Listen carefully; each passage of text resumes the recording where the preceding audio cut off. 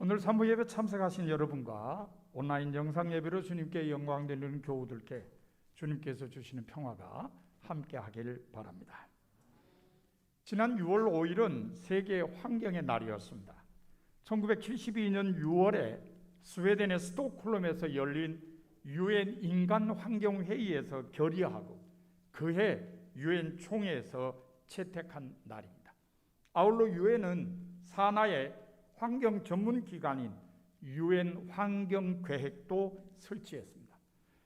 우리나라도 1996년부터 6월 5일을 법정 기념일인 환경의 날로 제정했습니다. 이듬해인 1997년에는 서울에서 유엔 환경 계획이 주최한 세계 환경의 날 행사를 개최하기도 했습니다. 우리나라 교회도 매년 6월 첫 번째 주일을 환경 선교 주일로 지킵니다. 다만 우리 감리교회는 이미 6월 첫 번째 주일을 평신도 주일로 정했기 때문에 6월 둘째 주일을 환경 선교 주일로 지킵니다. 그래서 오늘은 우리 감리교회가 지키는 환경 선교 주일입니다. 구약 성서의 첫 장인 창세기 1장은 하나님께서 자연과 인간을 창조하셨다는 창조 신앙을 힘차게 고백하고 있습니다. 몇 해 전 우리 감리교회 교육국에서 여름성경학교 주제를 하나님의 멋진 세상으로 정한 적이 있습니다. 창조 신앙을 중심으로 시대적 과제인 환경 보존에 대한 교육을 하려는 의도였습니다. 주제를 하나님의 멋진 세상이라고 정한 것은 창세기 1장에 반복해서 나오는 좋았더라는 말씀 때문입니다. 창세기 1장에 보면 4절, 10절, 13절, 18절, 21절, 25절에 각각 하나님이 보시기에 좋았더라고 기록되어 있습니다.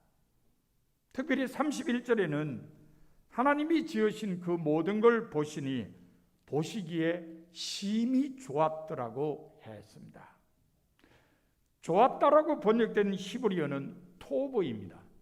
그런데 이 토브라는 동사는 선하다와 아름답다라는 뜻이 있습니다.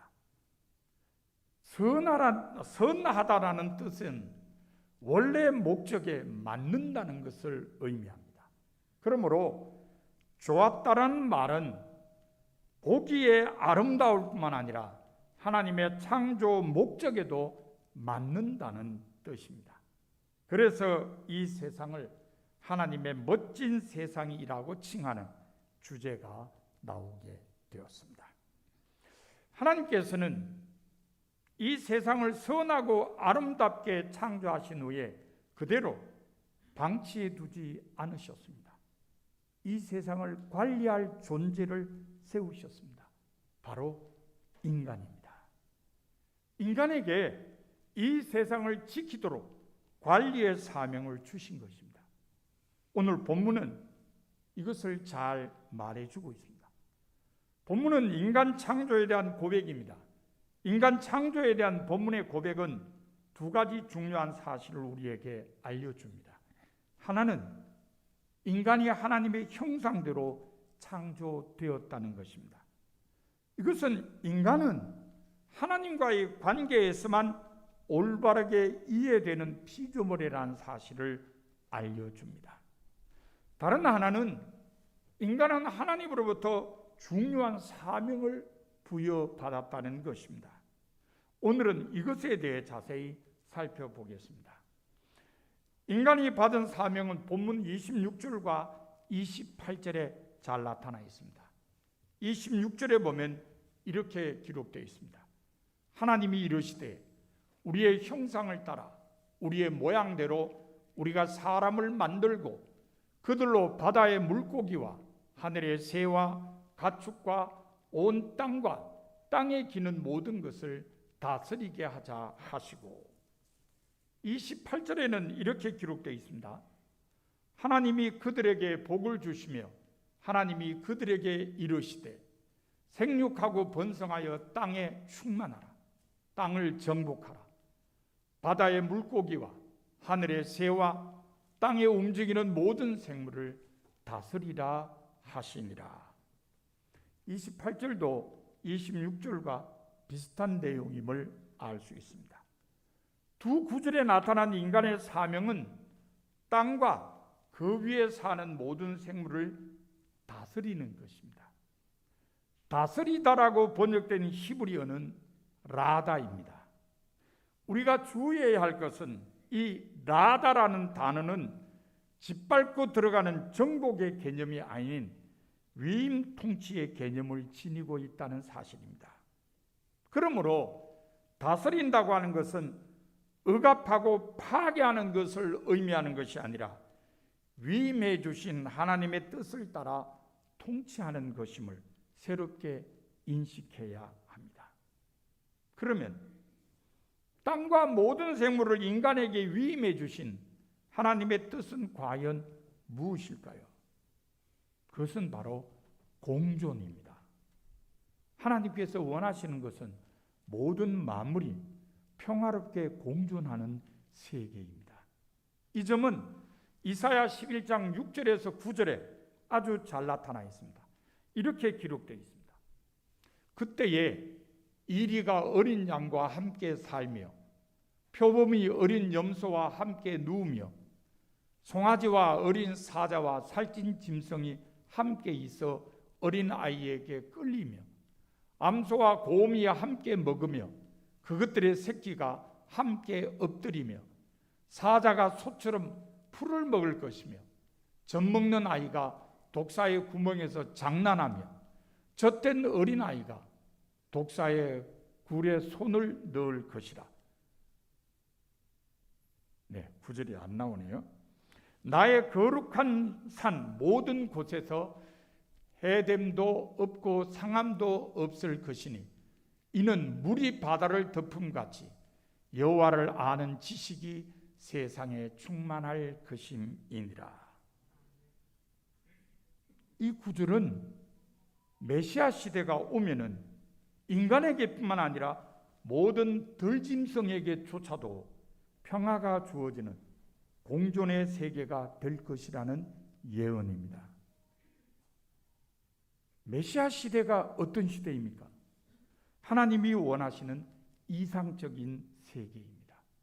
그렇다면 하나님께서 원하시는 세계는 모든 만물이 평화롭게 공존하는 세계입니다. 따라서 인간은 이러한 하나님의 뜻을 따라 자연을 돌보고 가꾸어야만 했습니다. 그러나 유감스럽게도 인간은 이 공존의 사명을 망각했습니다. 당장 눈앞에 보이는 이익만을 위해 정복자의 자세로 땅과 생물들을 짓밟아 왔습니다. 그 결과 오늘날 두 가지 현상이 나타났습니다. 첫째, 인간의 눈에 사라지는 생물들이 점점 늘어났습니다. 우리나라 땅에서 호랑이가 사라진 것은 대표적인 예라고 할 수 있습니다. 한국교원대학교 교수인 김동진 박사가 쓴 조선의 생태 환경사라는 책에 의하면 우리나라는 조선시대만 해도 호랑이 사냥을 전담하는 조직을 운영했습니다. 호랑이 사냥을 위해서 차코 갑사라는 전문 군사를 양성하기도 했습니다. 호랑이로 인한 피해가 컸기 때문입니다. 여러분, 호랑이가 사람들에게 피해를 준 이유는 뭘까요?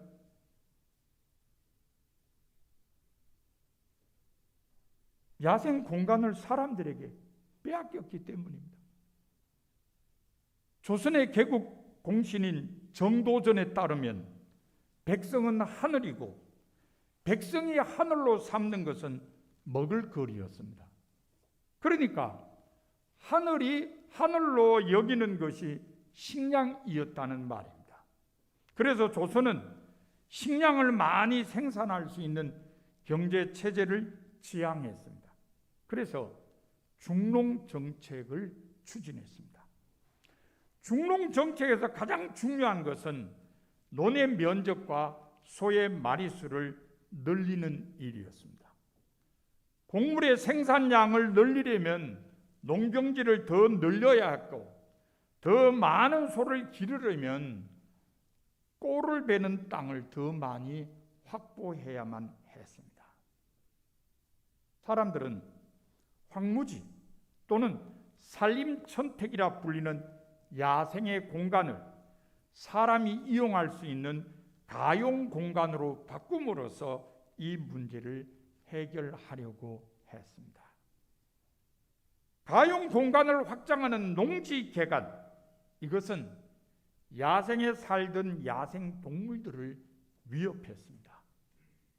호랑이를 비롯한 최상위 포식 동물들은 자기 서식 영역을 지키려고 사람들과 소들을 공격했습니다. 이로 인해 사람과 소가 호랑이에게 물려 죽는 일이 빈번해졌습니다. 그래서 호랑이 사냥에 나서게 된 것입니다. 그 결과 우리나라 땅에 수천 마리에 달하던 호랑이는 거의 사라졌습니다. 일제강점기의 조선 총독부 통계에 따르면 1919년부터 24년 동안 포획된 호랑이는 고작 97마리였습니다. 지금은 어떻습니까? 완전히 사라졌습니다. 서식지를 인간에게 빼앗긴 야생 동물의 말로인 것입니다. 언제부터인지 모르지만 멸종 위기에 있는 생물들을 천연 기념물로 지정해서 보호하고 있습니다. 하지만 이들 생물조차도 점점 사라지고 있는 형편입니다. 요즘은 강원도에서도 수달, 열목어, 황소가리, 얼음치 등이 발견되지 않는다고 합니다. 이것들은 모두 천연 기념물입니다. 수달은 330호이고 열목어는 73호이고 황소가리는 190호이며 얼음치는 259호입니다. 모두 천연 기념물로 지정되어 보호받는 것들이지만 사라지고 있는 것입니다. 인간이 정복자의 자세로 땅과 생물을 짓밟은 결과입니다. 인간이 정복자의 자세로 땅과 생물을 짓밟아온 두 번째 결과는 인간의 삶이 위협받게 되었다는 것입니다. 서울 하늘에 광학 스모그 현상은 대표적인 예라고 할 수 있습니다. 오존 농도가 심각한 상태임을 알려주는 광학 스모그 현상은 대기 오염이 심하다는 것을 일깨워줍니다. 이로 인해 호흡기 계통의 병을 앓는 사람이 많이 생기게 되었습니다. 지구 온난화도 인간의 삶이 위협받고 있음을 드러내는 현상입니다. 온난화는 지구 북반구의 온도를 사상 최고치로 올려서 빙하를 녹이는가 하면 대형 태풍을 발생시킵니다. 작년 늦 여름에 한반도를 강타한 대형 태풍 마이삭과 하이선이 그러했습니다. 수질 오염이나 토양 오염도 인간의 삶이 위협받고 있음을 드러내는 좋은 예입니다. 이로 인해 어패류나 농산물도 마음 놓고 먹을 수 없게 되었기 때문입니다. 이제 몇 년 후면 후쿠시마 원전수 방류로 인해서 정말로 우리가 생선을 먹을 수 없을지도 모릅니다. 이 오염이 심각하다는 것을 마음에 새겨야 됩니다. 약간의 혼선이 있기는 합니다마는 코로나19 역시 인간이 정복자의 자세로 땅과 생물을 짓밟아서 인간의 삶이 위협받게 된 예라고 할 수 있습니다. 지난 6월 7일자 월스트리트 저널의 보도에 따르면 미국 국립연구소는 작년에 코로나19 기원에 대해 중국 우한 연구소 유출설에 가능성이 있다는 결론을 내렸다고 합니다. 그래서 지금도 미국의 바이든 대통령은 계속 이것에 대해서 조사해야 된다고 말하고 있습니다. 하지만 세계보건기구의 코로나19 기원 조사팀이 지난 3월 중국과 공동으로 발표한 내용에 따르면 박쥐에서 다른 동물을 거쳐서 인간에게 전파됐을 가능성이 크다고 결론 지었습니다.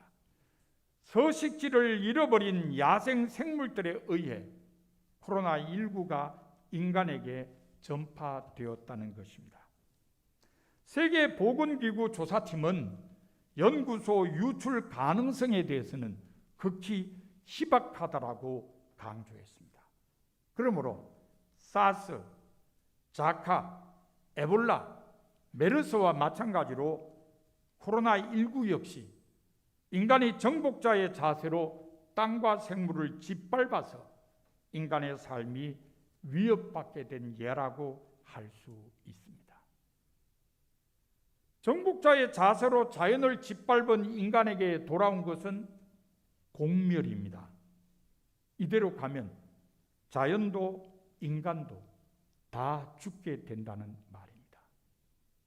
그러므로 공존의 길을 모색해야 합니다. 공존을 위해 살려야 하며 공존을 위해 보살펴야 합니다. 그것이 하나님께서 인간에게 주신 사명입니다. 그러면 하나님께서 주신 공존의 사명을 감당하기 위해 성도 한 사람 한 사람이 해야 할 일은 무엇일까요? 첫째, 덜 쓰는 겁니다.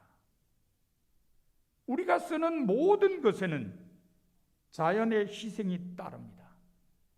그러므로 자연의 희생을 최소한으로 줄이기 위해서는 덜 써야 합니다. 환경운동을 하는 사람들은 대체로 고기 먹는 걸 좋아하지 않습니다. 여러분도 아시니까 이름을 밝혀도 되겠습니다만은 이 홍천에 있는 박순웅 목사님도 고기를 먹지 않습니다. 박순웅 목사님은 달걀도 먹지 않습니다. 채식주의자라고 스스로 이야기를 합니다. 가끔 박순웅 목사가 다른 목사들하고 함께 저희 집에 와서 식사를 하면 저희 집사님이 신경을 바짝 써야 됩니다. 고기 빼고. 뭘로 준비하죠? 결국 밥상이 저푸른 초원 위에 이렇게 되는 거 아닙니까? 그래서 할 수 없이 생선을 좀 올립니다.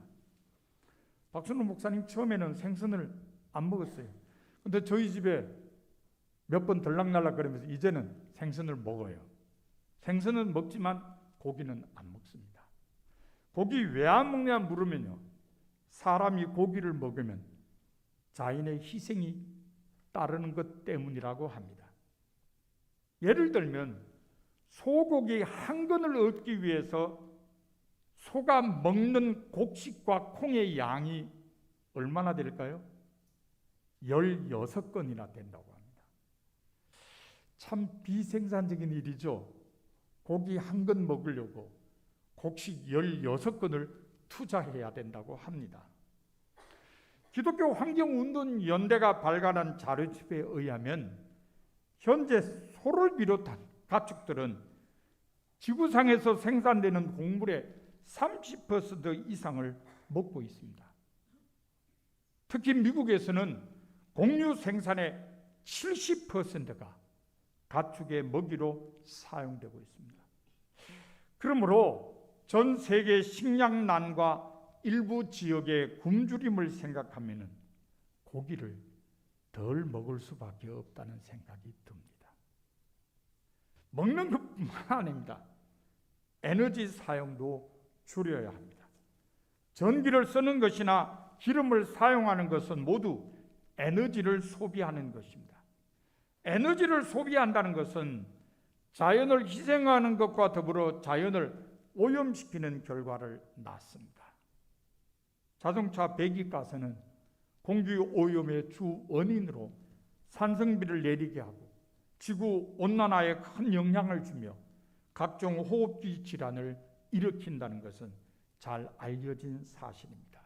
그러므로 에너지 사용도 줄여야 합니다. 더 나아가서 오염의 원인이 되는 모든 것의 사용을 줄여야 합니다. 이렇게 덜 쓰는 것이 자연의 희생을 줄이고 오염을 방지하여 공존의 사명을 감당하는 길입니다. 하나님께서 주신 공존의 사명을 감당하기 위해 성도 한 사람 한 사람이 해야 할 두 번째 일은 덜 버리는 것입니다. 우리가 버리는 것은 모두 쓰레기가 됩니다. 쓰레기는 자원을 낭비하여 자연을 희생하는 것일 뿐만 아니라 공기와 물과 흙을 오염시키는 원인이 되기도 합니다. 그러므로 낭비와 오염을 최소한으로 줄이기 위해서는 덜 버려야 합니다. 쓰레기는 경제 규모의 확대로 인해 급격히 증가했습니다. 이제는 산업 쓰레기 때문에 모든 국가가 골머리를 앓고 있습니다. 몇 년 전에 우리나라에서 우리보다 못 사는 나라에 산업 쓰레기를 수출했다가 그걸 도로 가지고 오는 굴욕적인 일을 당했습니다. 산업 쓰레기뿐만 아닙니다. 개인이 버리는 쓰레기도 엄청 많아졌어요. 소비자들이 편리함을 추구하여 한 번 사용하고 버리는 상품을 많이 사기 때문입니다. 거기에다가 과대 포장이나 다양한 소재 포장 용기와 신제품 개발로 인한 상품의 수명 단축 현상도 쓰레기 양을 엄청나게 불어나도록 했습니다. 쓰레기는 처리하지 않고 그대로 두면 악취가 발생하거나 쥐나 파리의 번식 장소가 되어 각종 질병을 발생시킵니다. 하지만 쉽게 처리가 되지 않습니다. 처리하는 것 자체도 큰 문제이지만 처리 과정에서 수질 오염, 대기 오염 등의 제2 환경 오염을 일으키기 때문입니다. 그러므로 쓰레기를 최소한 줄여야 합니다. 덜 버려야 한다는 말입니다. 덜 버리는 것이 자연의 희생을 줄이고 오염을 방지하여 공존의 사명을 감당하는 길입니다. 하나님께서 인간에게 자연과 공존하도록 위임하신 것은 인간이 살 수 있도록 하기 위해서입니다. 자연이 죽으면 인간도 죽기 때문입니다. 그러므로 인간이 살기 위해서라도 자연을 살리고 보살펴야 합니다. 구체적으로 자연의 희생을 줄이고 오염을 방지해야 합니다. 그것이 인간이 자연과 공존하기 위한 첫걸음입니다. 사랑하는 성도 여러분, 오늘은 환경선교 주일입니다. 하나님께서 주신 공존의 사명을 다시 한번 마음에 새기고 결단하는 날입니다. 그러므로 오늘 여러분의 마음속에 덜 쓰고 덜 버려서 자연의 희생도 줄이고 오염도 방지하여 공존의 길을 가르는 결단이 새롭게 있어야 합니다.